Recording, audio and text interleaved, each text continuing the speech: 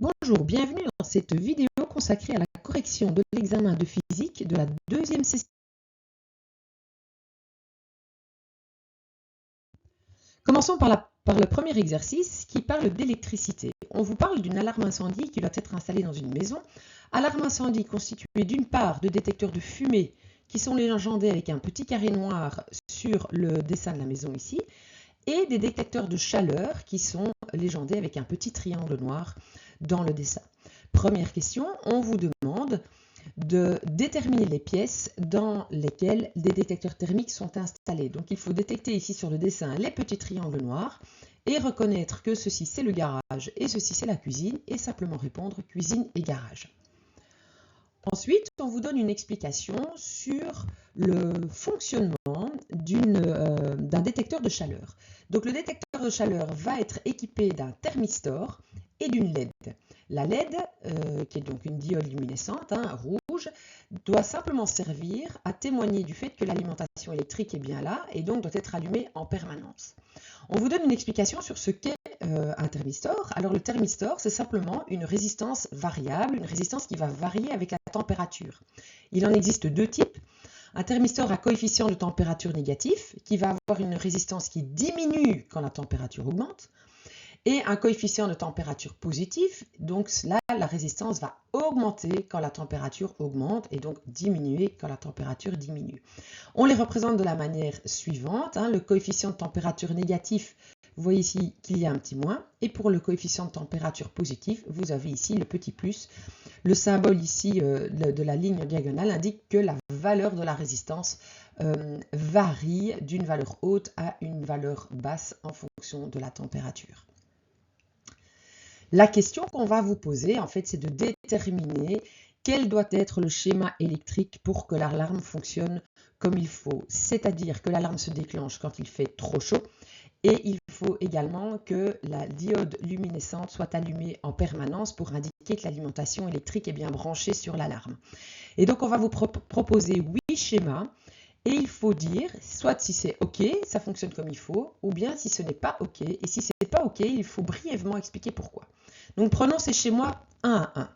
Ici, dans le premier, déjà vous pouvez constater, il n'y a pas de LED. Donc déjà, ça ne correspond absolument pas à la demande, puisqu'il faut une LED qui soit allumée en permanence. Donc déjà, ça ne marche pas. Mais en plus, vous voyez ici que l'alimentation qui est là, le courant va partir comme ceci et va passer ici et ne va jamais passer dans l'alarme. Donc en fait, l'alarme est court-circuitée. Donc ici, on a une alarme qui est court-circuitée et en plus, il n'y a pas de LED. Dans le deuxième schéma, donc vous voyez, je vous rappelle le symbole de la LED. Ça, c'est le symbole de la LED, mais la LED va laisser passer le courant dans un sens, mais pas dans l'autre. Et le sens dans lequel la diode laisse passer le courant correspond ici au triangle. Donc ici, le courant pourrait passer de bas en haut. Or, l'alimentation qui est là fait partir le courant dans ce sens-là. Donc en fait, la diode est branchée à contresens et ne va pas. Ici est mal branchée. Dans le circuit suivant, vous devez imaginer par exemple que la température est très basse et donc ici la résistance est très très haute. Si la résistance est très haute, il y a très peu de courant qui va passer par ici, mais tout le courant va en fait, la grosse partie du courant va passer par ici, simplement comme ceci. Et donc l'alarme ne va se déclencher que si cette résistance devient très petite, donc quand la chaleur augmente, à ce moment-là, il y a du courant qui va passer ici aussi. Le problème, par contre, c'est que la LED qui est là ne va être allumée que lorsque l'alarme fonctionne, que lorsque le courant passe par ici. Or, il est demandé que la LED soit allumée en permanence. Donc ici, ce n'est pas correct puisque la diode n'est pas allumée lorsque l'alarme ne fonctionne pas. Mais ici, même chose, mais en plus, vous pouvez remarquer que nous avons une résistance, ici un thermistor à coefficient de température positif, et donc en fait, ce qui va se passer ici, c'est que l'alarme va se déclencher quand il fait froid. Donc c'est le contraire, et de plus, la LED ne fonctionne que lorsque l'alarme est allumée. Donc ici, la résistance du thermistor augmente avec la température. En cas de surchauffe, le courant privilégiera le passage par la résistance en dérivation, par ici, Et donc, en fait, ce qui se passe, c'est que l'alarme fonctionne quand il fait froid. Dans le circuit suivant, l'alarme fonctionne tout le temps. Donc voilà, l'alarme sonne en permanence, ce qui n'est pas le but.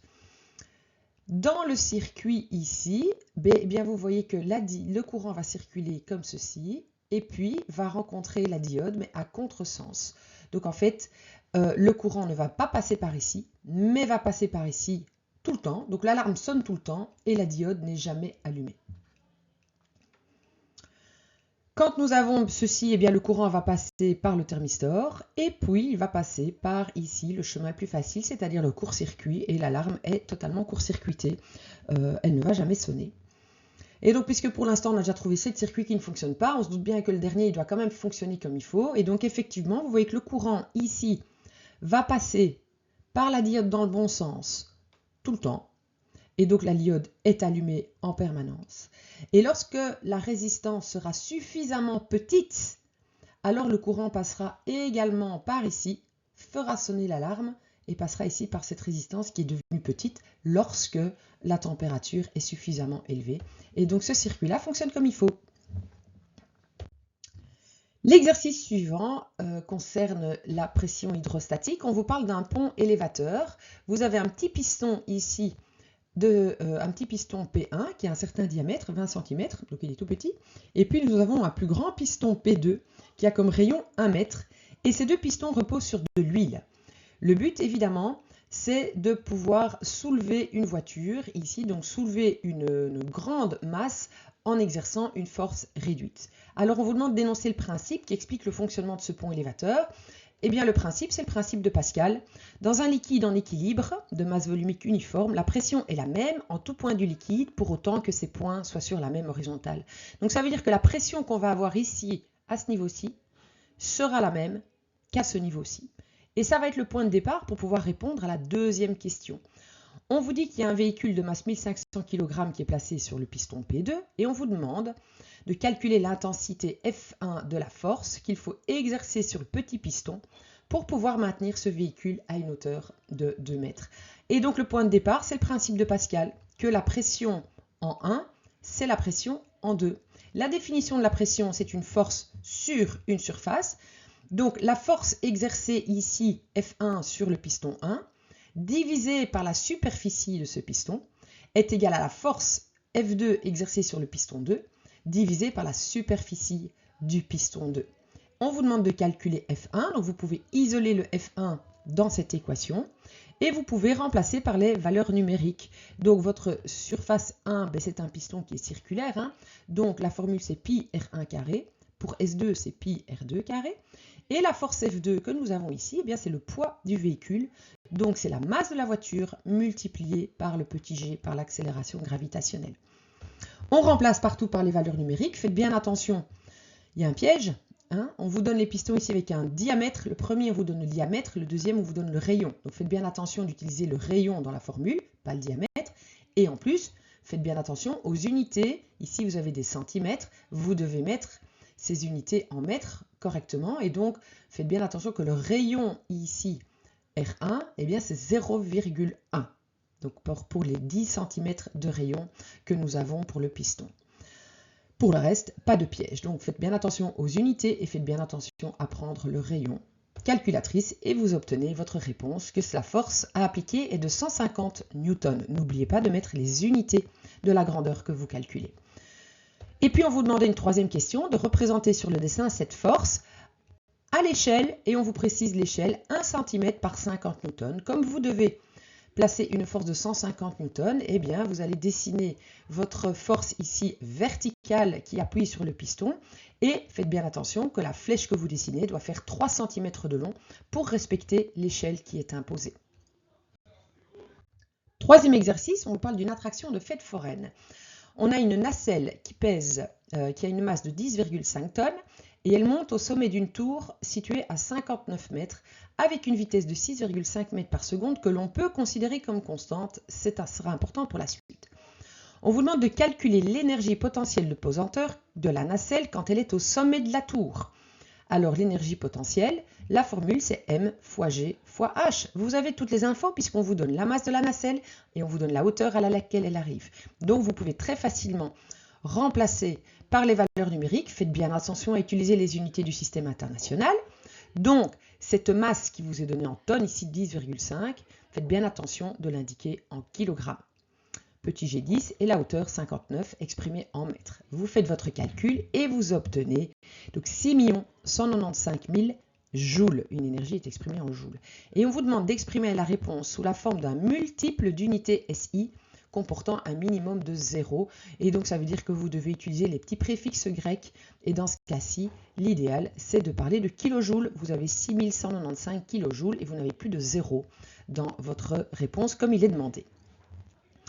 On vous demande ensuite de déterminer le travail du moteur en négligeant les forces de frottement pour amener la nacelle à la hauteur de 59 mètres. Et donc là, il faut en fait comprendre ce que c'est ce travail du moteur. En fait, le travail du moteur, ça va correspondre au gain d'énergie de la nacelle et donc ici, au gain de l'énergie potentielle. Donc en fait, il n'y a pas de calcul à faire. Le travail du moteur, dans ce cas-ci, c'est exactement la valeur de l'énergie potentielle gagnée pendant la montée. Puisqu'en fait, c'est le travail du moteur qui va permettre ce gain d'énergie et donc vous obtenez pour le travail 6195 kJ. Troisième question toujours sur cette attraction, on vous demande comment évolue l'énergie cinétique de la nacelle au cours de l'ascension. Et là, vous avez comme information la vitesse, mais on vous dit qu'elle est constante. Alors l'énergie cinétique, elle dépend de la masse et de la vitesse de l'objet. Donc si la masse est constante et que la vitesse est constante, l'énergie cinétique sera constante tout au cours de l'ascension. Et puis on vous parle enfin de la chute de cette nacelle. Comment évolue l'énergie mécanique de la nacelle au cours de sa descente en chute libre? Eh bien, elle sera constante, puisque c'est un grand principe de la physique. L'énergie mécanique de la nacelle, elle est constante pendant la chute libre. Ce que la nacelle va perdre en énergie potentielle, elle va le gagner en énergie cinétique. Donc, tout au cours de la descente, en fait, la nacelle va accélérer, va gagner en énergie cinétique, alors qu'elle perd l'énergie potentielle. Mais la somme des deux, la somme de l'énergie potentielle et de l'énergie cinétique, reste constante, et cette somme, c'est l'énergie mécanique. Dernière question enfin, une question d'optique. On vous parle d'un touriste qui souhaite mesurer la distance qui le sépare de la tour Eiffel. Et il prend pour ça un stylo dans sa main. Ce stylo mesure 15 cm.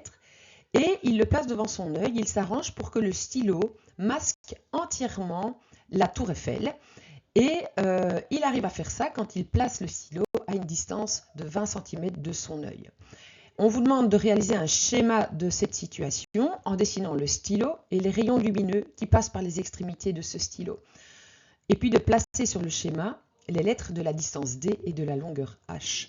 Alors le stylo, il est placé de telle manière à ce que les rayons lumineux qui relient une extrémité du stylo et une extrémité de la tour Eiffel, eh bien, que ce soit le même rayon lumineux donc qui arrive à l'œil, mais le même rayon lumineux donc qui passe par l'extrémité du stylo et l'extrémité de la tour Eiffel, aussi bien pour l'extrémité supérieure que pour l'extrémité. Et le stylo qui est placé devant mon œil. À ce moment-là, ma distance D se situe ici, donc les 20 cm qui séparent le stylo de l'œil, et la hauteur du stylo se retrouve là, donc les 15 cm. Et on vous demande grâce à ça de calculer la distance grand D qui sépare le touriste de la tour Eiffel.